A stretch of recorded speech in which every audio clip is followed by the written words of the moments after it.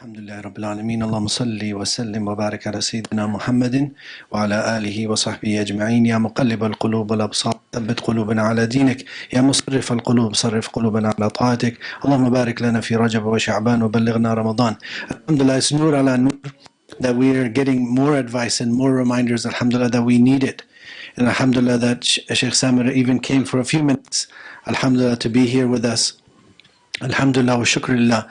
Inshallah, we're on lesson 2 on the kingdom of the heart. Mamlakatul qalbi wal a'da, that the spiritual guide and the erudite scholar, Habib Umar bin Hafiz, Hafizullah ta'ala wa nafana bih, he wrote this book. And as I said before, that he didn't actually write it. These were things that Allah subhanahu wa ta'ala made flow from his heart, on his blessed tongue. And then there was a blessed woman.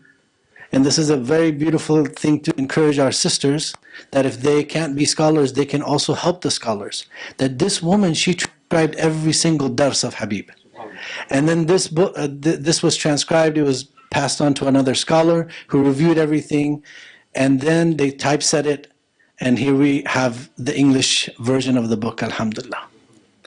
So last time, if you remember, we talked about the significance of the title and the relationship that happens between the heart and the limbs, especially the tongue. We said that the tongue is the tarjuman al-lisan, tarjuman al-qalb. It is the translator, it is the interpreter of what is in your heart. That's why we're so careful about what we say. And we're even more careful, alhamdulillah, even though Allah doesn't take us to account for internal thoughts that we can't control.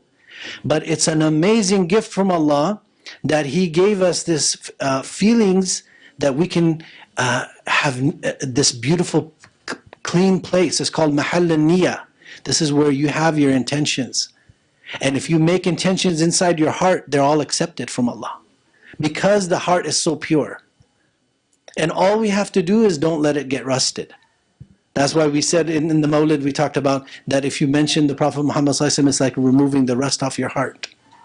Allah made him a medicine, sallallahu alaihi wasallam.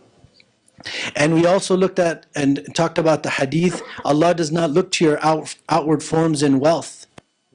Allah looks at your hearts and actions. This is an amazing thing, because normally people judge people oppositely, right? The opposite way. So if we want to be like our Lord and be on the characteristics of Allah subhanahu wa ta'ala, then we have to look at the world the same way that Allah looks at it. If Allah loves His creation, we have to love His creation. If Allah dislikes something, we have to dislike it.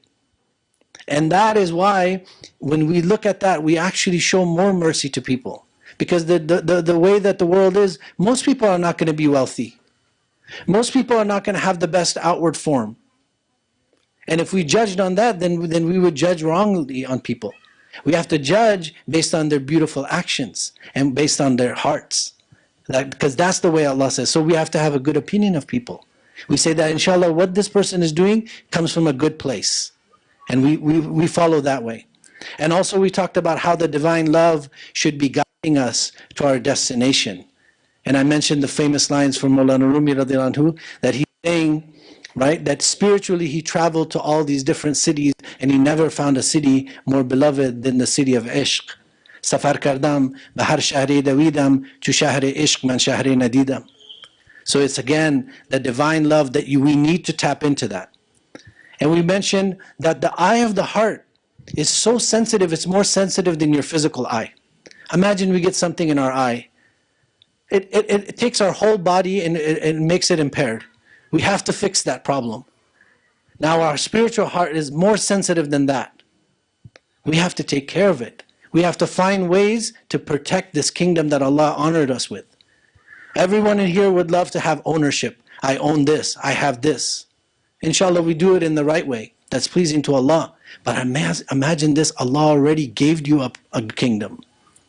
He gave all of us a kingdom. It's king, and the heart is the leader. And the limbs are serving it.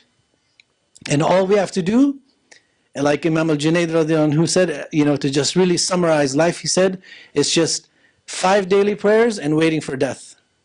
If you shorten everything, it's just that's all we're doing. Protecting our hearts, protecting our limbs, And the best way we can do our ibadah is to serve Allah and serve His creation with our limbs and heart. And then when the time comes, Allah will take us and we'll die with a good, beautiful seal. And that's why when we say, Ya Dhal Jalali wal Ikram, oh the possessor of majesty and generosity, we're saying the majesty is His death. When He strikes us with death, it's His majesty. And Maulana Rumi loves His majesty.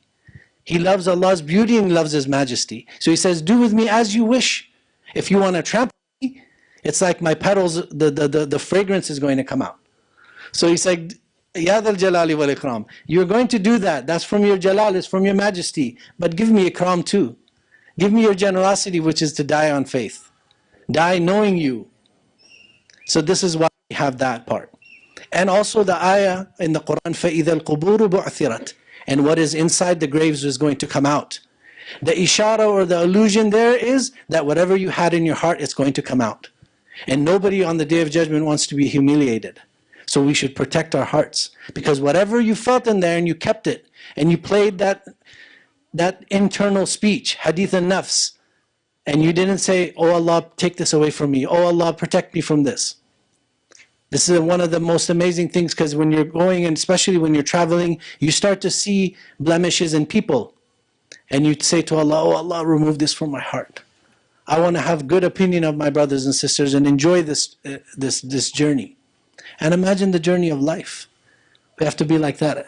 We have to treat it like that. Every day you wake up, and there's a famous hadith, the Prophet ﷺ said, how, can't you be like Abu Damdam? Right? And there's this, it's a story of a person. But the basic thing was that in the morning he would wake up, he'd say, oh Allah, I submit my good name for your sake. In other words, whatever they want to say about it. Because he wants to keep his heart clean. And as long as we're trying to do that, it doesn't matter what the other side says. And also we must keep our hearts clean for the sake of Allah, because Allah subhanahu wa ta'ala knows who we truly are. Another key aspect of the kingdom of the heart. Because in the world, it's easy for people to fool people. But with Allah, everything is known. And so we have to have mercy on ourselves. It's tied back to the hadith of rahmah. We have to be merciful to ourselves, that we make sure we do this, because Allah ultimately knows everything about us. And so we're going to go back to Allah. فَإِذَا الْقُبُورُ بُعْثِرَتْ, everything that was inside is going to come out. So we say, Ya Allah, protect this kingdom that you've given me. And that's why the Prophet ﷺ describes the believer, al-mu'minu ghirrun kareem. He says the believer is almost like naive for Allah's sake. Kareem and generous. And other people will say, like, what's wrong with, no, this is the smart people, because they're keeping their heart clean. They're keeping their limbs in accordance to the way of the Prophet ﷺ, and that's how the Prophet ﷺ was described. Never did the Prophet ﷺ tell us something except that he had it himself, and the highest and perfection of it, sallallahu alaihi wasallam. And what we also mentioned was that this book itself, Sidi Uthman, how are we doing on time? 7:50. Inshallah, in a few minutes we'll wrap up for lesson 2. That we said that this book is not simply a book, but it's an embodiment of light.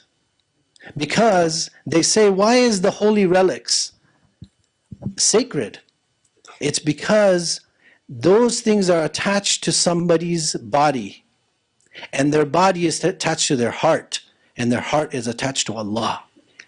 And that's why the thing becomes muqaddas, it becomes sacred. And when the words from Sayyidina Habib Umar bin Hafiz are pouring out of his hearts, and many awliya and salihin, that they said these words, they have a nur that is attached with them.